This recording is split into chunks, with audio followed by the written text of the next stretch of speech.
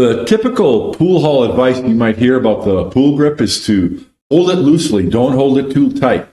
Or maybe hold it like you would hold a baby bird. Or maybe was to put the cue on the table and pick it up. And if that works for you, good. But over the years, many players have asked me to explain the pool grip. So in typical shortstop on pool fashion, let me present to you the what and the why of a pool grip in an organized fashion. Your grip is how you hold your cue stick with your grip hand. First, I will present a much better definition than that, and a description for 3 grip types. Next, we'll look at form and technique. The word grip can be a noun or a verb.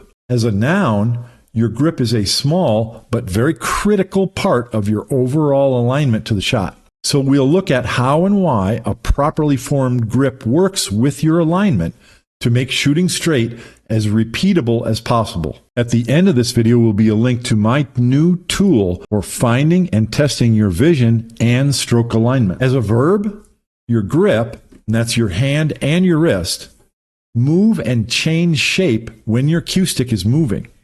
Again, we'll see how and why proper grip action enables straight stroke repeatability. 2 quick details before we begin.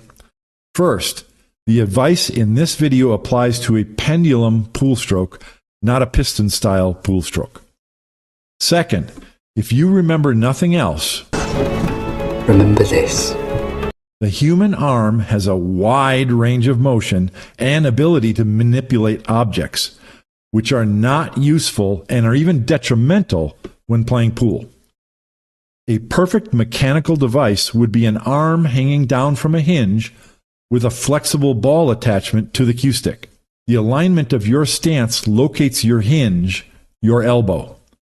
The purpose of everything I am about to show you is to make your grip, that's your hand and your wrist, as neutral as possible. Let's begin. I promised you a better definition of grip. The pool grip is an energy transfer mechanism. Your grip is how you transfer the energy from your bicep muscle into the cue stick and ultimately to the cue tip. Notice I did not say to the cue ball. Although that's technically true, remember the only thing that we really control is the cue stick. The primary analysis of everything we do at the pool table is, how well did I move my cue tip? When discussing the pool grip, many players point out the variety of grips in use by professional players.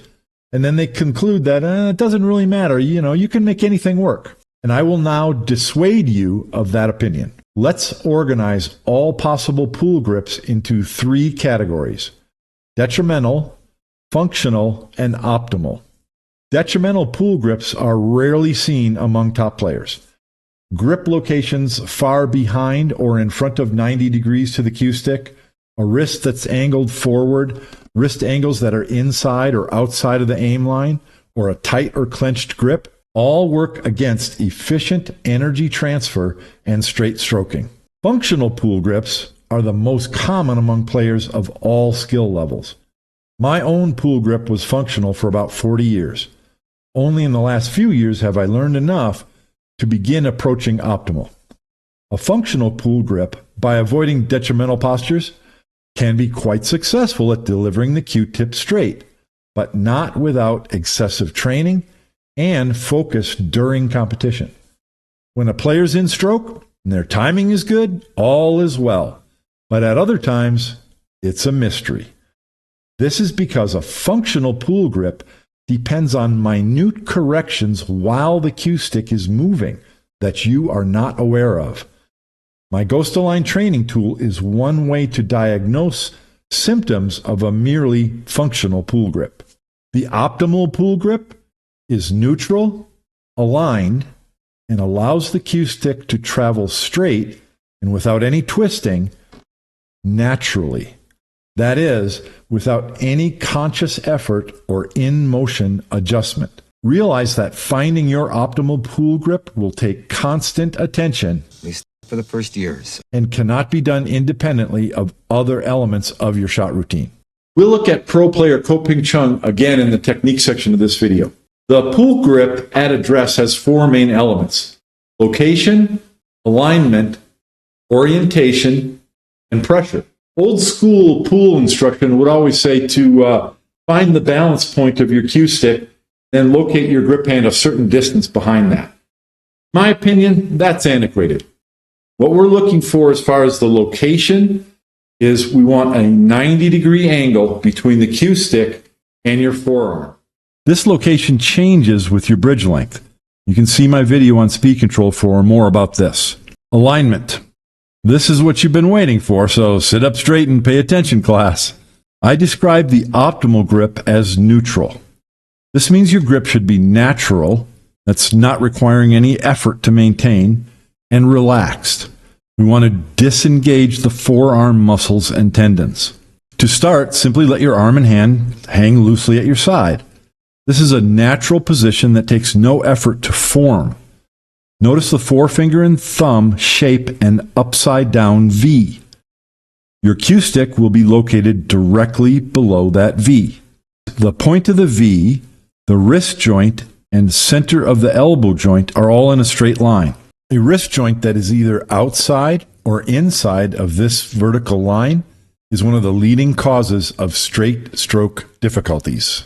The radius bone is connected to the wrist above the V, while the ulna bone connects to the back of the hand. Your best and most natural alignment is when this radius bone joint is above your cue stick. We can recognize this correct form by the angle between the back of the hand and the forearm, and the thumb and forefinger are both pointed straight down. Notice how the radius and ulna bones twist to turn the wrist. That's the supination and pronation. Optimal alignment of these 3 points allows the forearm bones to swing naturally from the elbow joint without twisting. Orientation.